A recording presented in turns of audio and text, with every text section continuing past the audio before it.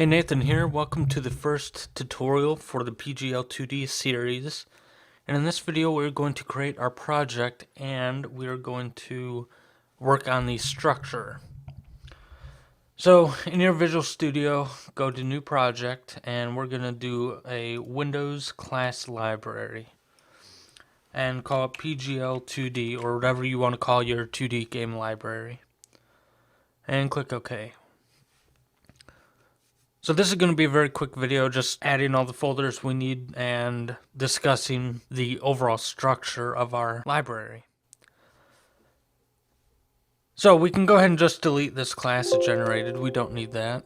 The one thing we do need to do is add a reference to monogame. So right click your references and go to add reference.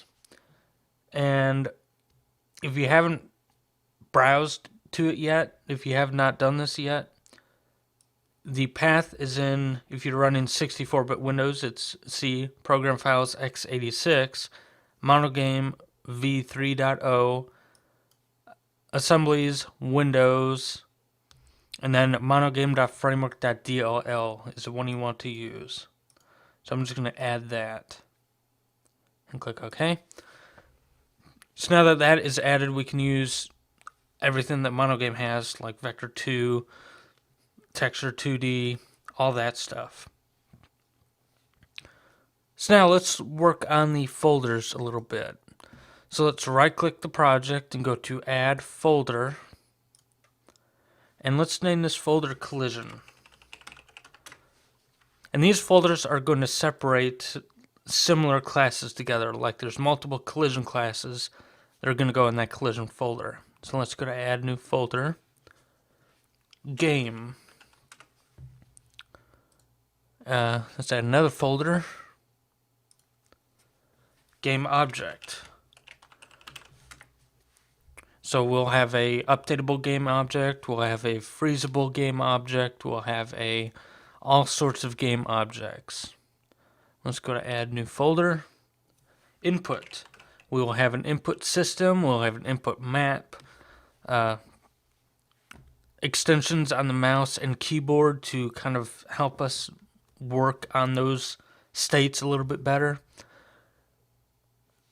And let's right click that and go to add another folder.